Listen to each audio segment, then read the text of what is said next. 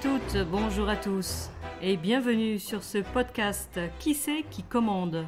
Une production Un Petit Papour qui s'adresse à celles et ceux qui n'ont pas le temps de s'occuper de leur vie intérieure. Je suis Frédérique Petit, femme d'entreprise, formatrice et psychanalyste jungienne.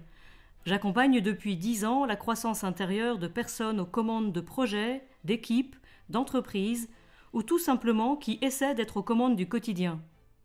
Dans ce podcast, je vous emmène à la rencontre de Georges, personnage de fiction inspiré du réel, dont le cheminement intérieur est le fil rouge de plusieurs épisodes diffusés régulièrement.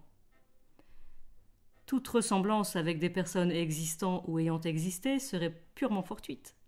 Mais vous pourriez vous reconnaître. Aujourd'hui, premier épisode. Georges a perdu les commandes. Un épisode dans lequel on campe le décor et les personnages. Nous allons faire connaissance avec Georges et son contexte de vie du moment, qui l'amène à me consulter.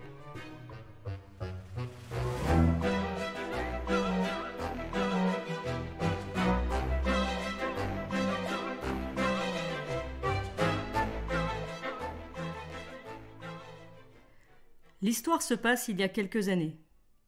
Je vois arriver dans mon cabinet un homme visiblement fatigué. Il me dit avoir 51 ans, être chef d'entreprise, marié et père de 3 enfants. Une vie bien remplie, pleine de satisfaction et de réussite. Rien à dire sur la vitrine.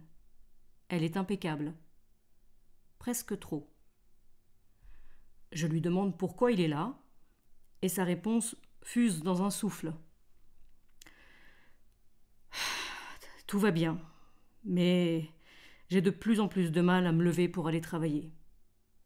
J'ai la boule au ventre quand je monte dans ma voiture. En fait, je ne me sens plus bien nulle part. S'ensuit un échange assez vaste dont émerge un inventaire laborieux et multifacette de la réalité du moment pour Georges. D'abord des collaborateurs qui lui reprochent sa façon d'être. C'est Valérie, son assistante, qui a porté le message. En gros, on le trouve froid, sec, distant, autoritaire, exigeant, avare de compliments, parfois méchamment colérique. Pas fun, le Georges au travail. Ce à quoi il précise la voix comme un couperet. Ouais, je suis payé pour faire avancer cette boîte. Je suis pas là pour qu'on m'aime. Georges évoque ensuite son comité de direction, dans de grands mouvements de bras. J'ai 2 collaborateurs qui ne se comprennent plus, et moi, je suis entre les deux.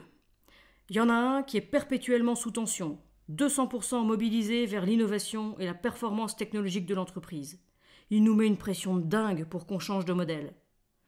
Et l'autre, notre directeur commercial, il est tombé amoureux d'une Bretonne qui rénove une vieille bâtisse.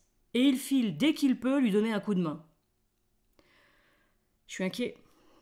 J'ai peur qu'il nous lâche. Vu la tempête qui s'annonce dans notre métier, c'est vraiment pas le moment.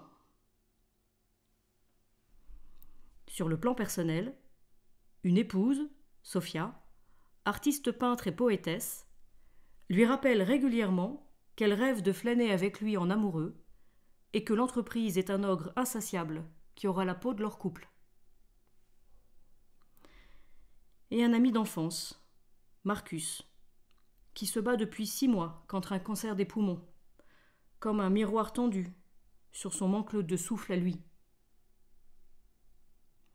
Georges est encerclé, sous pression, en grand écart permanent entre ses responsabilités, les attentes des autres et ses désirs profonds, dont il convient avoir perdu la trace. La crise est proche. Clash relationnel de trop, burn-out, accident, erreur de décision, peu importe. Elle sera la manifestation visible d'un trop grand décalage entre la vie extérieure de Georges et sa vie intérieure. Sa vie extérieure, c'est tout ce qui le happe sans cesse à l'extérieur de lui. Sa vie professionnelle, sociale, matérielle, la construction de son couple, de sa famille et ses projets de tout type. L'attention, le temps de Georges est clairement investi ici, et depuis longtemps. Mais aujourd'hui, ses engagements extérieurs ne sont pas, ou plus, alignés avec sa vie intérieure, qui parle de ses émotions, de ses besoins profonds, de ses valeurs, des ombres de son histoire, de la dimension spirituelle et sacrée dans sa vie, de ses rêves, de sa créativité. Absent à lui-même, amputé du lien vivant avec son être intérieur, Georges est en apnée. Forcément. Il a perdu le pilotage réel de sa vie, alors même qu'il est aux commandes tous les jours dans son entreprise. Les voyants orange du tableau de bord clignotent sans doute depuis un certain temps. Mais il est enfin prêt à en tenir compte. L'heure est à l'arrêt au stand pour révision des 20 000.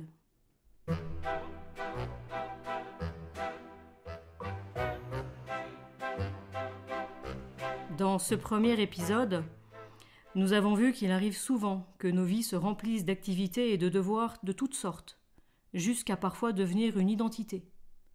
On ne sait pas dire qui l'on est si on lâche ce que l'on fait. Cette frénésie d'engagement peut même devenir une addiction. On ne sait plus ne rien faire. Le vide, le silence, la contemplation génèrent plus d'angoisse que de ressourcement. À force de se contorsionner pour avoir une place dans ce monde, on perd le lien avec soi, avec son être, avec le sens de la vie pour soi. À ce moment-là de l'existence, on a perdu les commandes. Mais on ne veut pas forcément l'admettre. Il ne faut pas se leurrer. Il y a un Georges en chacun de nous. Pour faire le point, l'humilité, la patience et une forme de courage sont nos meilleurs alliés. Et c'est à l'intérieur, dans une écoute fine de soi, que ça se passe. La crise est une opportunité d'évolution dès lors qu'on lui donne la possibilité de nous montrer ce qui doit changer. Ce qui veut dire, concrètement, s'accorder du temps, et oui, pour prendre la responsabilité pleine et entière de tous les aspects de notre vie. Ce à quoi on a renoncé, mais aussi nos blessures, nos ratés et les aspects les moins glorieux de notre personnalité. Car c'est là, paradoxalement, que s'enracine notre singularité et notre authenticité. Mais, patience. Georges n'en est pas là. Et vous d'ailleurs, si vous contemplez votre vie actuelle, le travail, le couple, votre famille, la vie sociale et votre vie intérieure, où sont les signaux faibles ? Quels sont les champs de votre vie que vous avez délaissés ? Quel domaine de votre vie est systématiquement prioritaire ? Et donc, si vous regardez attentivement, qui c'est qui commande dans votre vie ?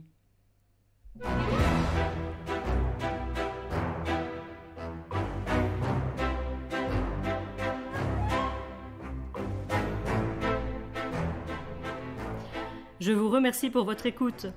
Vous pourrez réécouter ce podcast Qui c'est qui commande autant de fois que vous le voulez et suivre les aventures intérieures de Georges dans le prochain épisode qui parlera du programme de fidélité. Il sera en ligne autour du 21 janvier. Merci de partager et liker ce podcast si vous pensez qu'il peut être utile et un repère pour d'autres personnes. À bientôt!